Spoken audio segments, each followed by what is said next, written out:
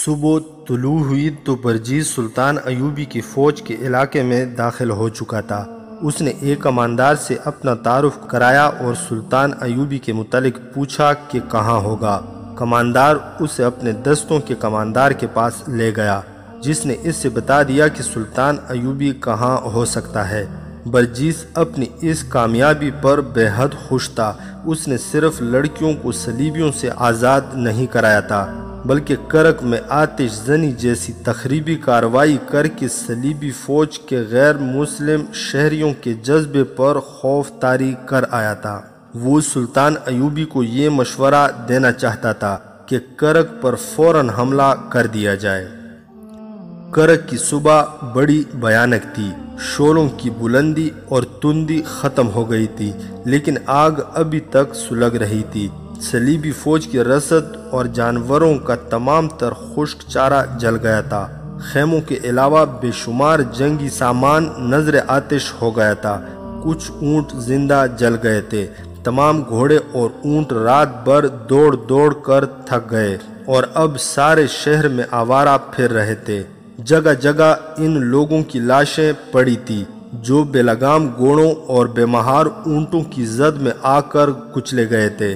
فوجی اور قیدی ابھی تک کنووں سے پانی لاد کر آگ پر پھینک رہے تھے۔ صلیبی حکام ابھی تک یہ سمجھ رہے تھے کہ سلطان ایوبی کی فوج اندر آ گئی ہے، لیکن وہاں ایسے کوئی آثار نہیں تھے۔ انہوں نے قلعے کی دیواروں پر جا کر ہر طرف دیکھا۔ باہر صلیبیوں کی اپنی فوج قلعے کے ارد گرد موجود تھی۔ اسلامی فوج کا دور دور تک نام و نشان نہ تھا۔ اب یہ تفتیش کرنی تھی کہ آگ کس طرح لگی۔ اس سنتری کی لاش ملی جسے لڑکیوں نے خنجروں سے ہلاک کیا تھا، لیکن گھوڑوں اور اونٹوں نے اسے ایسی بری طرح روندا تھا کہ خنجروں کے زخم پہچانے نہیں جاتے تھے۔ اس سے تھوڑی دور دو چار زنانہ لاشیں ملی۔ یہ اس میدان میں پڑی ہوئی تھی جہاں گھوڑے اور اونٹ باندھے جاتے تھے۔ یہ تفتیش کرنے والا حاکم کوئی معمولی آدمی نہیں بلکہ صلیبیوں کی انٹیلیجنس کا ڈائریکٹر ہرمن تھا۔ اس میدان میں لاشیں تو اور بھی پڑی تھی، لیکن اسے 4 عورتوں کی لاشیں ملی۔ ان کے چہرے گھوڑوں کے پاؤں تلے آ کر مسخ ہو گئے تھے۔ جسم کا کوئی حصہ سلامت نہیں تھا۔ یہ لاشیں ایک دوسری سے دور دور پڑی تھی۔ ان کے کپڑے تاتار ہو گئے تھے۔ خاک و خون میں ان کا اصل رنگ نظر نہیں آتا تھا۔ اتنا ہی پتہ چلتا تھا کہ یہ زنانہ کپڑے ہیں۔ لاشیں دیکھ کر بھی یہ ثبوت ملتا تھا کہ یہ عورتوں کی ہیں۔ سب کے جسموں سے کال اکھڑی ہوئی اور کئی جگہوں سے گوشت باہر آیا ہوا تھا۔ کئی ہڈیاں ننگی ہو گئی تھی اور ٹوٹی ہوئی بھی تھی۔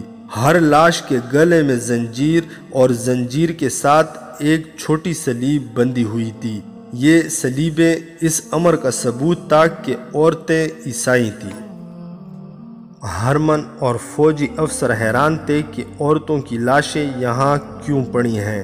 یہ فوجی علاقہ تھا اور اس طرف سے کسی شہری کو گزرنے کی اجازت نہیں تھی، اور نہ ہی یہ عام گزرگاہ تھی۔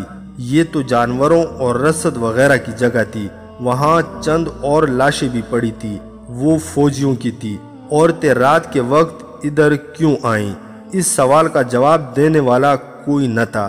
صرف قیاس آرائی کی جا سکتی تھی، جو کی گئی۔ کہا گیا کہ فوجی پیشہ ور عورتوں کو ادھر لے آئے ہوں گے، مگر اصل مسئلہ تو یہ تھا کہ آگ کس طرح لگی۔ شہر کے مسلمانوں پر شک کیا جا سکتا تھا، لیکن مجرموں کا سراغ لگانا آسان نہیں تھا۔ حکم دے دیا گیا کہ خفیہ پولیس اور فوج کے سراغ رساں شہر میں مشتبہ مسلمانوں کی چھان بین کرے، اور جس پر ذرا سا بھی شک ہو اسے قید میں ڈال کر اذیت رساں تحقیقات کریں۔ النور اور اس کی تینوں لڑکیوں کے گھر والے بہت پریشان تھے۔ لڑکیاں واپس نہیں آئی تھی۔ ڈر یہ تھا کہ پکڑی نہ گئی ہوں۔ انہوں نے اپنا فرض مکمل کامیابی سے ادا کر دیا تھا، لیکن وہ ابھی تک لاپتہ تھی۔ عثمان صارم اور اس کے دوست ان تماشائیوں کے ہجوم میں جا کھڑے ہوئے جو آتش زدہ جگہ کھڑے تھے۔ وہاں انہیں پتہ چلا کہ 4 عورتوں کی لاشیں ملی ہیں۔ تھوڑی دیر بعد اعلان ہوا کہ 4 عورتوں کی لاشیں فلاں جگہ رکھ دی گئی ہیں۔ تمام شہری انہیں دیکھ کر پہچاننے کی کوشش کریں۔ تماشائیوں کا ہجوم ادھر کو چلا۔ عثمان صارم اور اس کے دوستوں نے اکٹھی رکھی ہوئی 4 لاشوں کو دیکھا۔ ان کی صلیبیں ان کے سینوں پر رکھ دی گئی تھی۔ کوئی بھی کسی لاش کو پہچان نہ سکا۔ پہچاننے کے لیے وہاں کچھ تھا ہی نہیں، چہروں سے بھی کھال اتری ہوئی تھی۔ بعض کے چہرے اندر کو پچک گئے تھے۔ عثمان صارم کے آنسو نکل آئے۔ وہ تماشائیوں میں سے نکل گیا۔ اس کے دوست بھی اس سے جا ملے۔ ان سب کو معلوم تھا کہ یہ لاشیں کن کی ہیں۔ ان میں ایک عثمان صارم کی بہن النور کی لاش تھی، باقی 3 لاشیں اس کی سہیلیوں کی تھی۔ چاروں رات کو اپنا فرض ادا کر کے شہید ہو گئی تھی۔ ان کی شہادت کا عینی شاہد کوئی بھی نہیں تھا۔ لاشوں کی حالت جو کہانی بیان کرتی تھی وہ کچھ اس طرح ہو سکتی تھی کہ ان لڑکیوں نے سنتری کو ہلاک کر کے آگ لگائی، بعد میں گھوڑوں کے رسے کاٹے اور انہی گھوڑوں کی بگدڑ کی زد میں آ گئی۔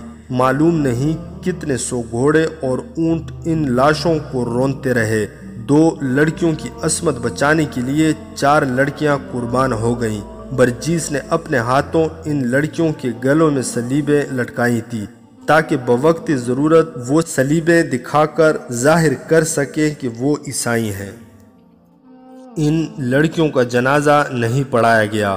انہیں صلیبیوں نے عیسائی سمجھ کر اپنے قبرستان میں کہیں دفن کر دیا۔ ان کے لواحقین نے ماتم نہیں کیا۔ ایصال ثواب کے لیے قرآن خوانی کی گئی۔ گھروں میں غائبانہ نماز جنازہ پڑھی گئی۔ چاروں لڑکیوں کے باپوں نے ایک ہی جیسے جذباتوں کا اظہار کیا۔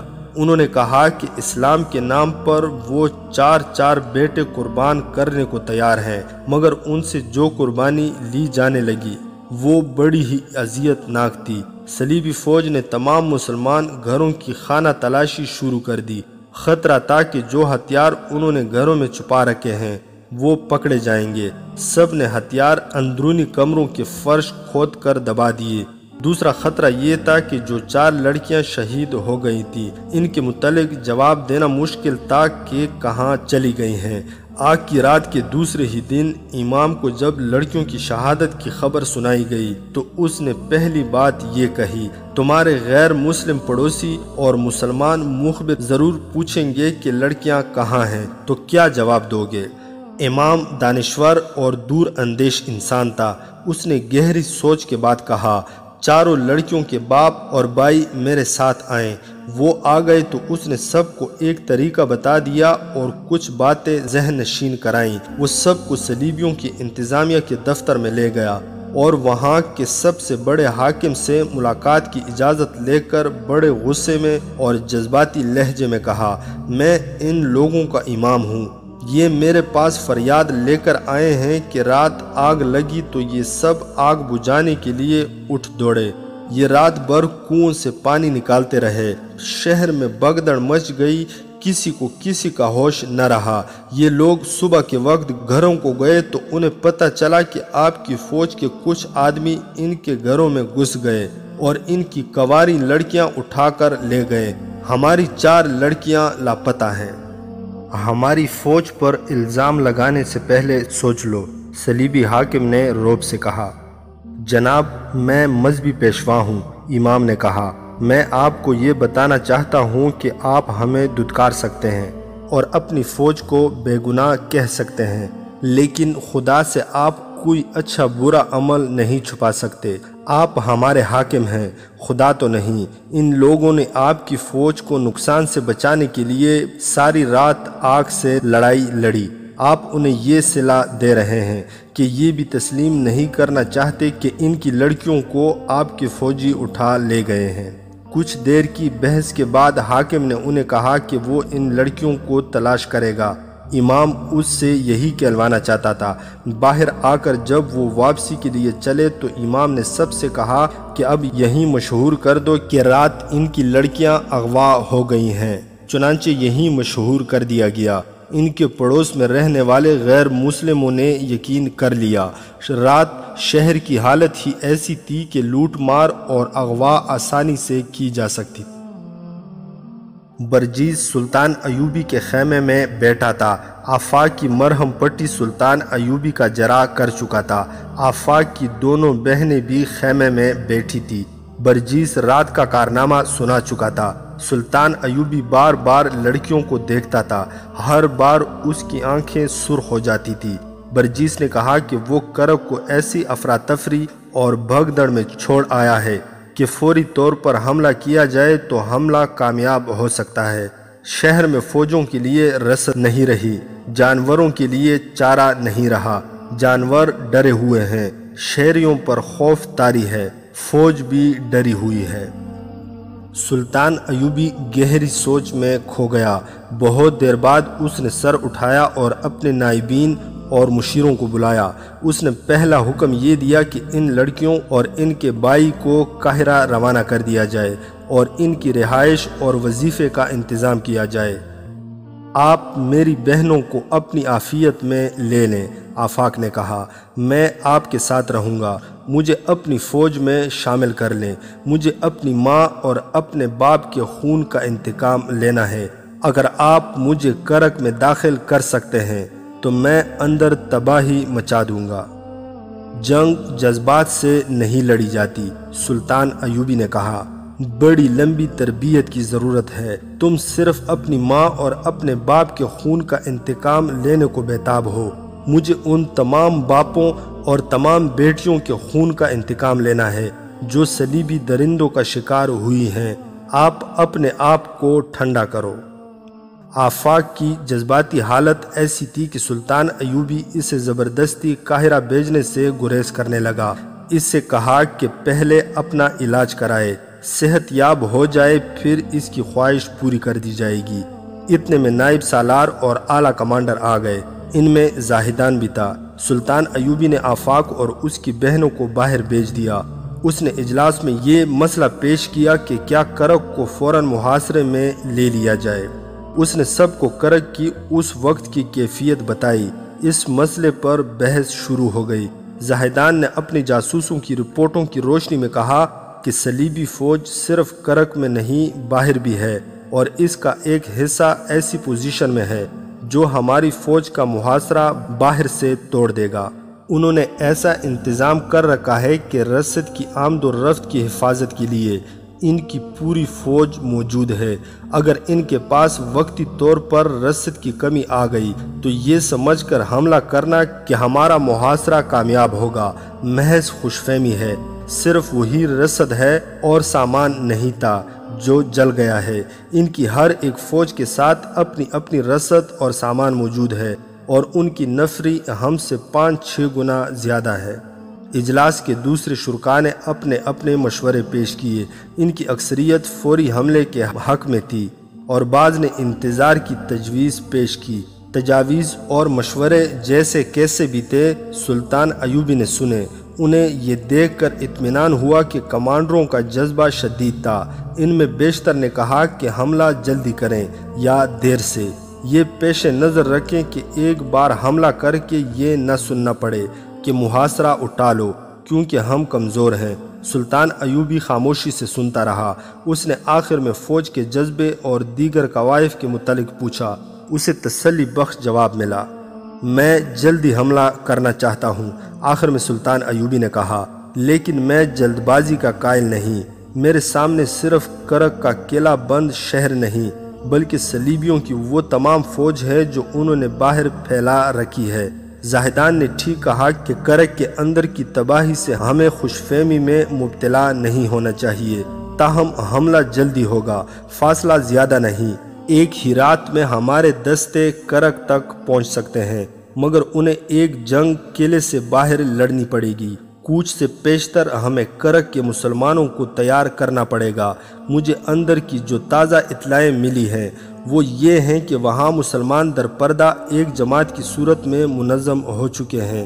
امید کی جا سکتی ہے کہ وہ محاصرے کی صورت میں شہر میں تخریب کاری کریں گے۔ ان کی لڑکیاں بھی میدان میں نکل آئی ہیں۔ صرف 4 لڑکیوں نے صلیبیوں کو جو نقصان پہنچایا ہے وہ 50-50 نفری کے 4 دستے بھی نہیں پہنچا سکتے۔ ہم کوشش کریں گے کہ شہر میں اپنے چھاپہ مار بھی داخل کر دیں۔ مداخلت کی معافی چاہتا ہوں۔ برجیس نے کہا، اگر چھاپا مار بھیجنے ہیں تو فوراً بھیجیے۔ کرک کے جو شہری بھاگ گئے ہیں وہ یقیناً واپس جائیں گے۔ ان کے پردے میں چھاپا مار داخل کیے جا سکتے ہیں، اس کے بعد ممکن نہیں ہوگا۔ آتش زنی کے واقعہ کے بعد صلیبی محتاط ہو جائیں گے اور شہر کے تمام دروازے بند کر دیں گے۔ مجھے اجازت دیں کہ میں ان کے ساتھ آج ہی روانہ ہو جاؤں۔ وہ اپنے ساتھ کوئی ہتھیار نہ لے جائیں، وہاں سے ہتھیار مل جائیں گے۔ آخر فیصلہ یہ ہوا کہ آج ہی رات چھاپا مار برجیس کی قیادت میں روانہ کر دیے جائیں۔ جہاں تک گھوڑے لے جا سکتے ہیں وہاں تک گھوڑوں پر جائیں، آگے پیدل جائیں۔ گھوڑے واپس لانے کے لیے کچھ آدمی ساتھ بھیج دیے جائیں۔ اسی وقت زاہدان سے کہا گیا کہ وہ برجیس کی ہدایت کے مطابق چھاپا ماروں کو شہری لباس مہیا کرے اور شام کے بعد روانہ کر دے۔ سلطان ایوبی نے اپنے فوجی کمانڈروں کو جنگی نوعیت کی ہدایات دی اور خاص طور پر کہا، یہ یاد رکھنا کہ جس فوج سے ہم حملہ کرا رہے ہیں یہ وہ فوج نہیں جس نے شوبک کو فتح کیا تھا۔ یہ فوج مصر سے آئی ہے جس میں دشمن نے بے اطمینانی پھیلائی تھی۔ اس فوج کو محاصرے میں لڑنے کا تجربہ نہیں، کمانداروں کو چوکنا رہنا پڑے گا۔ مجھے شک ہے کہ اس فوج میں تخریبی ذہن کے سپاہی بھی ہیں۔ میں نے جو دستے اپنے ہاتھ میں رکھے ہیں وہ ترک اور شامی ہیں، اور نور الدین زنگی کی بھیجی ہوئی کمک کو بھی اپنے پاس محفوظہ میں رکھوں گا۔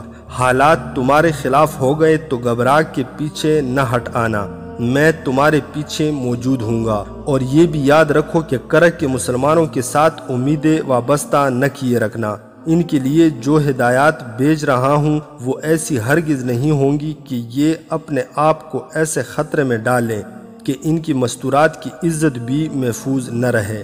میں ان سے اتنی زیادہ قربانی نہیں مانگوں گا، وہ محکوم اور مجبور ہیں، ظلم و تشدد کا شکار ہیں۔ ہم ان کی آزادی اور نجات کے لیے جا رہے ہیں، ان کے بھروسے پر نہیں جا رہے۔ 4-5 دنوں تک کرک میں یہ کیفیت رہی کہ مسلمانوں کے گھروں میں چھاپے پڑ رہے تھے۔ کئی مسلمان محض شک میں گرفتار کر لیے گئے تھے۔ بیگار کیمپ کے جن قیدیوں کو اس وعدے پر آگ بجھانے کے لیے لے گئے تھے کہ انہیں رہا کر دیا جائے گا، رہا نہیں کیا گیا تھا۔ صلیبیوں نے مظالم کا ایک نیا دور شروع کر دیا تھا۔ ان کا نقصان معمولی نہیں تھا۔ وہ جانتے تھے کہ مسلمانوں کے سوا یہ دلیرانہ تخریب کاری اور کوئی نہیں کر سکتا۔ گرفتار ہونے والوں میں عثمان صارم کے 2 دوست بھی تھے جو لڑکیوں کو رہا کرانے کے لیے ان کے ساتھ تھے۔ انہیں درندوں کی طرح اذیتیں دی جا رہی تھی۔ صلیبی بربریت کی حدوں سے بھی آگے نکل گئے تھے، مگر انہیں کوئی سراغ نہیں مل رہا تھا۔ صرف یہ 2 کم عمر لڑکے تھے جن کے سینوں میں سوراخ تھا، لیکن ان کی زبانیں بند تھی، ان کے جسموں میں کچھ نہیں رہا تھا۔ چکر شکنجے میں کس کس کر اور جھٹکے دے دے کر ان کے جوڑ الگ کر دیے گئے تھے، لیکن وہ پھر بھی خاموش تھے۔ آخر ہرمن خود قید خانے میں گیا۔ اس کی توجہ بھی ان 2 لڑکوں پر تھی۔ اسے مسلمان مخبروں نے بتایا تھا کہ آتش زنی میں ان 2 لڑکوں کا بھی ہاتھ ہے۔ مسلمان مخبر 2 تھے، دونوں ان لڑکوں کے پڑوسی تھے۔ وہ معمولی سی حیثیت کے آدمی ہوا کرتے تھے، لیکن اب گھوڑا گاڑیوں میں سواری کرتے تھے اور صلیبیوں کے درباری بن گئے تھے۔ وہ صلیبی حاکموں کو گھر میں بھی مدعو کرتے تھے اور اپنی بیٹیوں کے ساتھ بٹھاتے اور فخر کرتے تھے۔ ان کی 2-2 3-3 بیویاں تھیں اور وہ شراب بھی پیتے تھے۔ انہوں نے ان 2 لڑکوں کو آتش زنی کی رات کہیں مشکوک حالت میں دیکھا تھا اور انہیں گرفتار کرا دیا۔ ہرمن نے قید خانے میں ان دونوں نوجوانوں کی حالت دیکھی تو اس نے محسوس کیا کہ نزع کی حالت میں پہنچ کر بھی انہوں نے کچھ نہیں بتایا تو یہ کچھ بھی نہیں بتائیں گے۔ ان کے جسم عادی ہو چکے ہیں۔ وہ انہیں اپنے ساتھ لے گیا، انہیں بڑا اچھا کھانا کھلایا، پیار اور شفقت سے پیش آیا، ڈاکٹروں کو بلا کر انہیں دوائی پلائی اور تشدد کے زخموں اور چوٹوں کا علاج کرایا، پھر انہیں سلا دیا۔ وہ فوراً ہی گہری نیند سو گئے۔ ہرمن دونوں کے درمیان بیٹھ گیا۔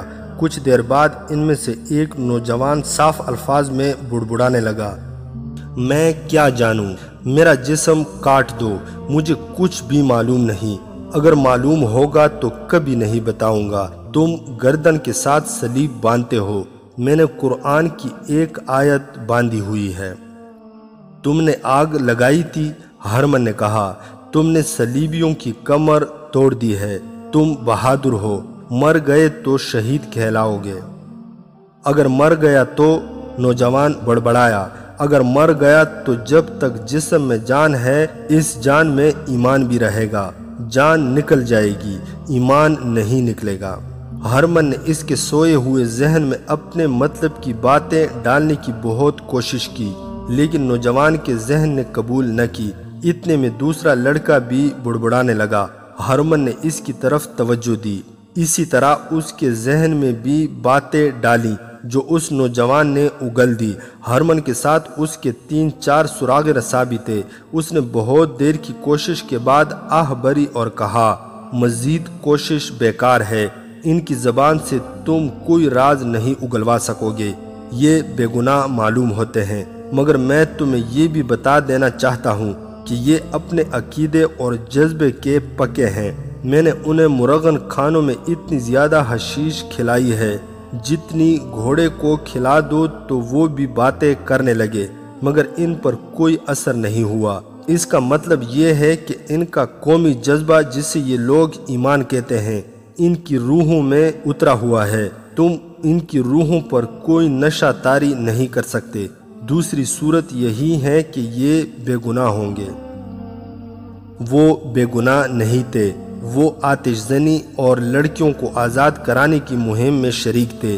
صلیبی جسے گناہ اور جرم کہہ رہے تھے، وہ مسلمانوں کے لیے عظیم نیکی اور جہاد تھا جو ان لڑکوں نے روح اور ایمان کی قوت سے کیا تھا۔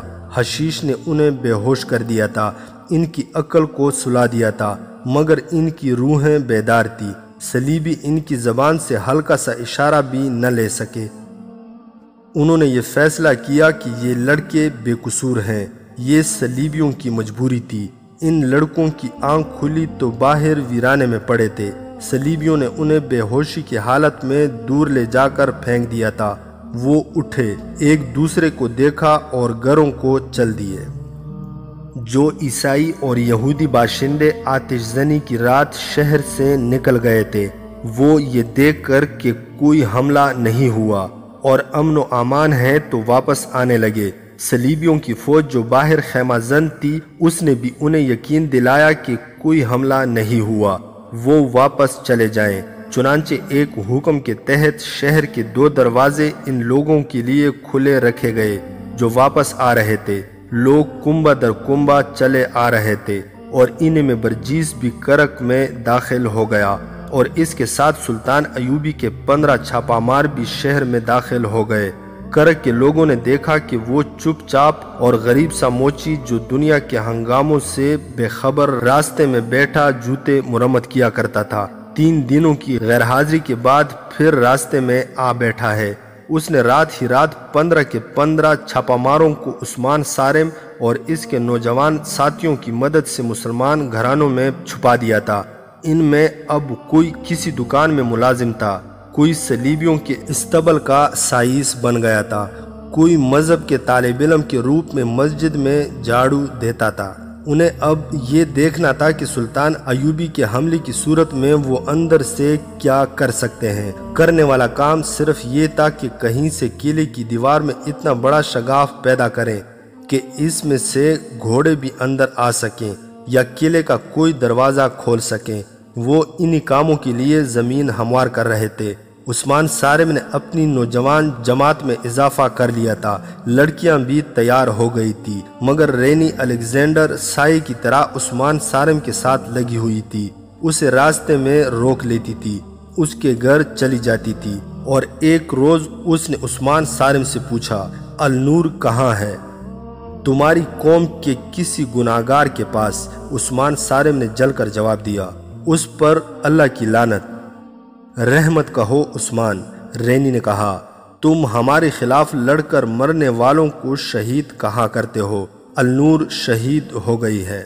عثمان صارم چکرا گیا، اسے کوئی جواب نہ بن پڑا۔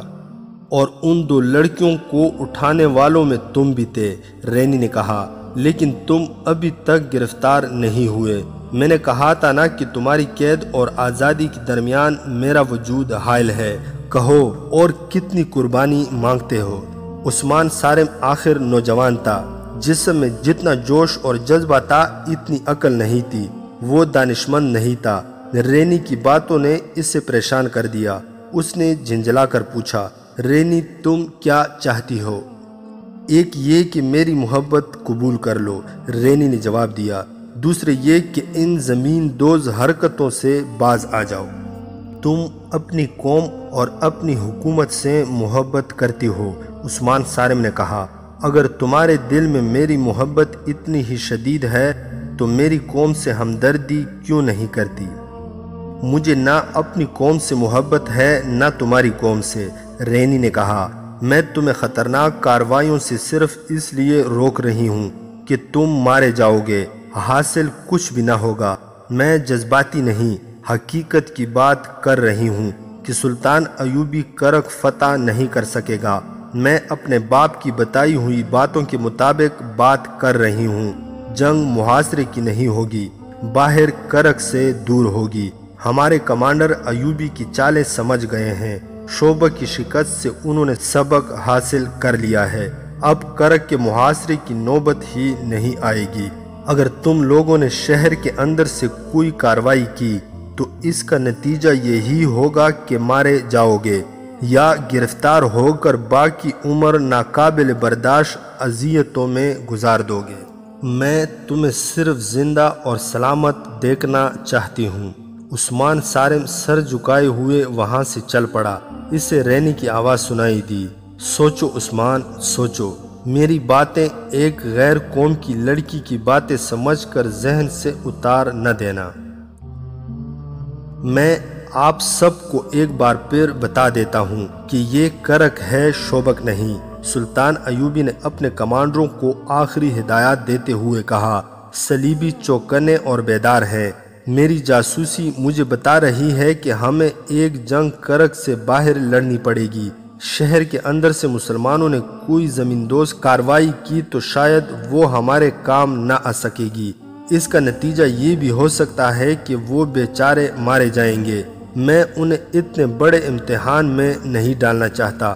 انہیں بچانے کی ایک ہی صورت ہے کہ حملہ تیز اور بہت سخت کرو۔ ایسے ہی چند اور ضروری احکامات کے بعد سلطان ایوبی نے اس فوج کو کوچ کا حکم دے دیا جسے کرک کا محاصرہ کرنا تھا۔ کوچ سورج غروب ہونے کے بعد کیا گیا۔ فاصلہ زیادہ نہیں تھا۔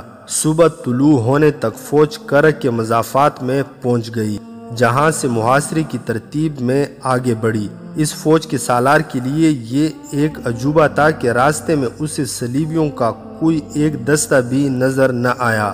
اسے بتایا گیا تھا کہ صلیبیوں نے باہر بھی فوج خیمہ زن کر رکھی ہے۔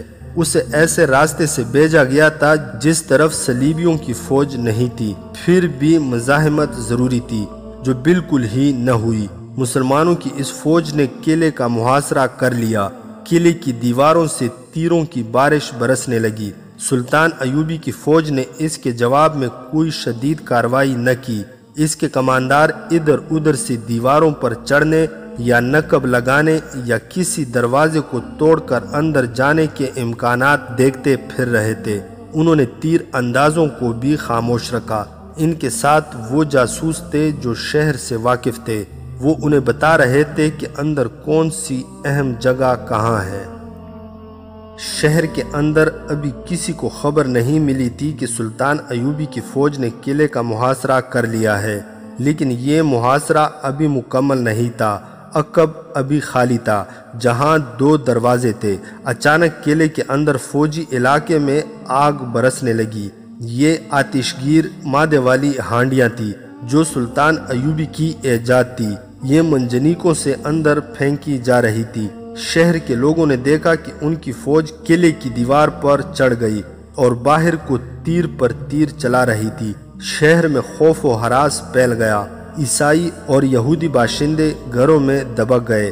مسلمان باشندے دعاؤں میں مصروف ہو گئے۔ وہ سلطان ایوبی کی فتح کی دعا مانگ رہے تھے۔ کچھ مسلمان ایسے تھے جو دعاؤں کے ساتھ بڑی خطرناک سرگرمیوں میں مصروف تھے۔ یہ وہاں کے نوجوان تھے جن میں لڑکیاں بھی تھیں، اور ان میں سلطان ایوبی کے 15 چھاپہ مار بھی تھے۔ شہر کی افراتفری سے فائدہ اٹھاتے ہوئے وہ کہیں اکٹھے ہو گئے اور قلعے کے بڑے دروازے کو اندر سے کھولنے یا توڑنے کے لیے تیار ہو گئے۔ دروازہ بہت مضبوط اور موٹی لکڑی کا تھا، جس پر لوہے کی موٹی موٹی پتریاں بھی مڑی ہوئی تھی۔ اسے توڑنا آسان نہیں تھا۔ باہر سے مسلمان فوج نے دروازے پر منجنیقوں سے ہانڈیاں پھینک دی۔ یہ دوسری قسم کی تھی۔ یہ ٹوٹتی تھی تو ان میں سے سیال مادہ بکھر جاتا تھا۔ اس پر فلیتے والے آتشین تیر چلائے جاتے تو سیال مادوں کو آگ لگ جاتی تھی۔ اس طریقے سے دروازے کو آگ لگائی گئی، لیکن لوہے نے لکڑی کو جلنے نہ دیا۔ دروازہ بہت ہی مضبوط تھا۔ اوپر سے صلیبیوں نے وہ تیر برسانے شروع کر دیے جو بہت دور تک جاتے تھے۔ یہ منجنیقوں تک پہنچ گئے، جن سے کئی آدمی زخمی اور شہید ہو گئے۔ اس خطرے سے بچنے کے لیے منجنیق پیچھے کر لی گئی اور آگ پھینکنے کا طریقہ ناکام ہو گیا۔ آخر مسلمان تیر اندازوں کو حکم دے دیا گیا کہ قلعے کی دیواروں پر جو دشمن کے سپاہی ہیں ان پر تیر برسائیں۔ سارا دن دونوں طرف سے تیر اندازی ہوتی رہی۔ ہوا میں صرف تیر اڑتے نظر آتے تھے۔ صلیبی دفاعی پوزیشنوں میں تھے اور دیواروں کی بلندیوں پر بھی تھے، اس لیے زیادہ نقصان مسلمان فوج کا ہو رہا تھا۔ مسلمانوں کے نقب زن جو قلعوں کی دیواریں توڑنے کے ماہر تھے، ہر طرف گھوم پھر کر دیکھ رہے تھے کہ دیوار میں کہاں شگاف ڈالا جا سکتا ہے۔ وہاں چاروں طرف سے اتنے تیر آ رہے تھے کہ دیوار کے قریب جانا خودکشی کے برابر تھا۔ شام سے کچھ دیر پہلے نقب زنوں کی 8 آدمیوں کی ایک جماعت آگے بڑھی۔ یہ جان باز جب دیوار سے تھوڑی دور رہ گئے تو اوپر سے ان پر اس قدر تیر برسے اور تیروں کے ساتھ اتنی زیادہ برچھیاں آئیں کہ 8 جان باز وہی شہید ہو گئے۔ ایک ایک کے جسم میں کئی کئی تیر اور برچھیاں لگی۔ رات کا پہلا پہر تھا۔ رینی اپنے گھر میں تھی۔ اس کا باپ تھکا ہوا آیا تھا۔ یہ کہہ کر سو گیا کہ جلدی جاگ اٹھے، کیونکہ رات کو بھی اسے کام پر جانا ہے۔ اس نے کہا کہ شہر کے مسلمانوں کے متعلق اطلاعیں ملی ہیں کہ وہ اندر سے کوئی بڑی خطرناک کارروائی کرنے والے ہیں۔ ہمیں ہر ایک مسلمان گھرانے پر نظر رکھنی پڑے گی۔ یہ کہہ کر وہ سو گیا تھا۔ دروازے پر دستک ہوئی تو کسی ملازم کے بجائے رینی نے دروازہ کھولا۔ باہر ایک مسلمان کھڑا تھا جو بڑی اونچی حیثیت کا مالک تھا۔ صلیبیوں کی طرف سے اسے خوب انعام و اکرام ملتا تھا۔ رینی نے اسے بتایا کہ اس کا باپ سویا ہوا ہے، وہ پیغام دے دے، تھوڑی دیر بعد وہ جاگے گا تو اسے بتا دیا جائے گا۔ مسلمان نے کہا کہ وہ خود بات کرنا چاہتا ہے، بات بہت اہم اور نازک ہے۔ آج رات مسلمانوں کے بہت سے لڑکے اور لڑکیاں اندر سے قلعے کی دیوار توڑ دیں گے۔ رینی کے پوچھنے پر اس نے مختصراً بتایا۔ اس نے کہا، میں نے ان کا ہمدرد اور ساتھی بن کر یہ راز حاصل کیا ہے۔ مجھے یہ بھی پتہ چلا ہے کہ ان میں باہر سے آئے ہوئے چھاپہ مار بھی ہیں، اور نیا انکشاف یہ ہے کہ وہ غریب سا موچی جو راستے میں بیٹھا رہتا ہے وہ سلطان ایوبی کا بھیجا ہوا جاسوس ہے، اور اس کا نام برجیس ہے۔ میں تمہارے والد کو یہ خبر دینا چاہتا ہوں تاکہ ان لوگوں کو پھانسنے کے لیے گھات لگائی جائے۔ رینی نے چند ایک مسلمان نوجوانوں کے نام لے کر عثمان صارم کا بھی نام لیا اور پوچھا، کیا یہ لڑکے بھی اس مہم میں شامل ہیں؟ صارم کا بیٹا عثمان تو اس گروہ کا سرغنہ ہے، مسلمان مخبر نے بتایا، اور ان کا سب سے بڑا سرغنہ امام راضی ہے۔ آپ تھوڑی دیر تک آ جائیں، رینی نے اسے کہا۔ باپ کو ذرا سی دیر سونے دیں، مگر وہ جانا نہیں چاہتا تھا۔ صلیبیوں کو خوش کرنے اور ان سے انعام وصول کرنے کا اس سے نہایت موزوں موقع مل گیا تھا۔ اس کے متعلق مسلمانوں کو معلوم نہیں تھا کہ قرآن کے بجائے صلیب کا وفادار ہے۔ اسی روز مسلمان نوجوانوں اور چھاپہ ماروں نے دیوار توڑنے کی اسکیم بنائی تھی۔ اس خفیہ اجتماع میں 3-4 بزرگ، امام اور یہ مسلمان بھی تھا جس نے لڑکوں کو اچھے مشورے دیے اور سب سے زیادہ جذبے کا اظہار کیا تھا۔ مسلمانوں کو شک تک نہ ہوا کہ وہ صلیبیوں کا پالا ہوا سانپ ہے۔ سبھی اسے شہر کا امیر اور معزز تاجر سمجھتے تھے، جس کے حسن سلوک کی بدولت صلیبی بھی اس کی عزت کرتے تھے۔ وہ واپس نہیں جانا چاہتا تھا۔ رینی گہری سوچ میں کھو گئی۔ اس نے اسے اندر بٹھانے کے بجائے یہ کہا کہ وہ اسے پوری بات سنائے، اور یہ بھی کہا کہ آؤ ذرا باہر ٹہل لیتے ہیں، اتنی دیر میں باپ جاگ اٹھے گا۔ وہ تو صلیبیوں کا غلام تھا، اتنے بڑے افسر کی بیٹی کے ساتھ خرامہ خرامہ چل پڑا۔ چلتے چلتے وہ کنویں تک پہنچ گئے۔ یہ کنواں شہریوں کے لیے کھودا گیا تھا، بہت ہی دور سے پانی نکلا تھا۔ رینی کنویں کے منہ پر رک گئی۔ مسلمان مخبر اسے بات سنا رہا تھا، وہ بھی کنویں کے قریب کھڑا تھا۔ رینی نے اس کے سینے پر ہاتھ رکھے اور پوری طاقت سے دھکا دیا۔ مسلمان پیچھے کو گرا اور سیدھا کنویں میں گیا۔ اس کی چیخ سنائی دی جو دھڑام کی آواز میں ختم ہو گئی۔ رینی اس مسرت کے ساتھ گھر آ گئی کہ اس نے ایک ایسا راز کنویں میں ڈبو دیا ہے جو عثمان صارم کی یقینی موت کا باعث بن سکتا تھا۔ وہاں سے وہ دوڑتی ہوئی عثمان صارم کے گھر گئی۔ اس کی ماں کے پاس بیٹھی النور کی باتیں کرتی رہی۔ اس نے عثمان کے متعلق پوچھا تو اس کی ماں نے بتایا کہ وہ شام کے بعد ہی گھر سے نکل گیا تھا۔ رینی کو خیال آ گیا کہ وہ دیوار توڑنے کی مہم پر چلا گیا ہوگا۔ وہ اسے روکنا چاہتی تھی۔ اسے ڈر یہ تھا کہ ان کے اجتماع میں کوئی اور مخبر بھی ہوگا، کہیں ایسا نہ ہو کہ کسی اور نے فوج کو اطلاع دے دی ہو۔ وہ باہر نکل گئی اور اس طرف چل پڑی جس طرف سے ان لوگوں نے دیوار توڑنے کا منصوبہ بنایا تھا۔ اس مسلمان نے جسے اس نے کنویں میں پھینک دیا تھا بتا دیا تھا کہ چھاپہ مار دیوار کے اوپر جا کر صلیبی تیر اندازوں کو ایسے طریقے سے ختم کریں گے کہ کسی کو کوئی پتہ نہ چل سکے گا۔ نوجوان لڑکے اور لڑکیاں نیچے سے دیوار کھودیں گے۔ دیوار مٹی کی تھی، اس کی چوڑائی اتنی زیادہ تھی کہ اس کے اوپر 2 گھوڑے پہلو بہ پہلو آسانی سے دوڑ سکتے تھے۔ مٹی کی وجہ سے اس کی کھدائی مشکل نہیں تھی، دقت طلب تھی۔ اس پارٹی نے بوقت ضرورت لڑائی کا انتظام بھی کر رکھا تھا۔ ان کے پاس خنجر اور برچیاں تھیں۔ یہ ایک غیر معمولی طور پر دلیرانہ مہم تھی جس کی ناکامی کے امکانات زیادہ تھے۔ انہوں نے جگہ ایسی منتخب کی تھی جہاں پکڑے جانے کا امکان ذرا کم تھا۔ یہ گروہ مقررہ جگہ کی طرف روانہ ہو گیا۔ رینی اس طرف دوڑی جا رہی تھی۔ وہ عثمان صارم کو روکنا چاہتی تھی۔ اسے شاید علم ہو گیا تھا کہ یہ لوگ پکڑے جائیں گے اور عثمان صارم مارا جائے گا۔ ان جان بازوں کا جانے کا طریقہ اور راستہ کچھ اور تھا۔ رینی پہلے وہاں پہنچ گئی جہاں سے دیوار توڑنی تھی۔ وہاں ابھی کوئی نہیں پہنچا تھا۔ اس نے اندھیرے میں ادھر ادھر دیکھا۔ اچانک پیچھے سے اسے کسی نے پکڑ لیا اور گھسیٹ کر پرے لے گیا۔ یہ ایک فوجی تھا۔ پرے لے جا کر فوجی نے اس سے پوچھا کہ وہ کون ہے۔ اس نے باپ کا نام لیا۔ اسے کہا گیا کہ وہ وہاں سے چلی جائے، مگر وہ وہاں سے نہیں ہٹنا چاہتی تھی۔ وہاں دراصل فوج کا ایک پورا دستہ چھپا ہوا تھا۔ اس کے کمانڈر نے رینی کو بتایا کہ مسلمانوں کا ایک گروہ یہاں نقب لگانے آ رہا ہے اور اسے پکڑنے کے لیے گھات لگائی گئی ہے۔ یہ اطلاع ایک اور مسلمان مخبر نے فوج کو دی تھی۔ رینی انہیں یہ نہیں کہہ سکتی تھی کہ وہ گھات سے اٹھ جائیں۔ وہ تو صرف عثمان صارم کو بچانا چاہتی تھی۔ اس مسلمان نوجوان کی محبت نے اس کی عقل پر پردہ ڈال دیا تھا۔ اتنے میں ایک فوجی نے کہا، اطلاع غلط نہیں تھی، وہ آ رہے ہیں۔ رینی تڑپ اٹھی۔ اس نے چلا کر کہا، عثمان واپس چلے جاؤ۔ دستے کے کمانڈر نے اس کے منہ پر ہاتھ رکھ دیا اور کہا، یہ بدبخت جاسوس معلوم ہوتی ہے، اسے گرفتار کر لو۔ لیکن گرفتاری کی انہیں مہلت نہ ملی کیونکہ کچھ دور سے شور شرابہ سنائی دینے لگا تھا۔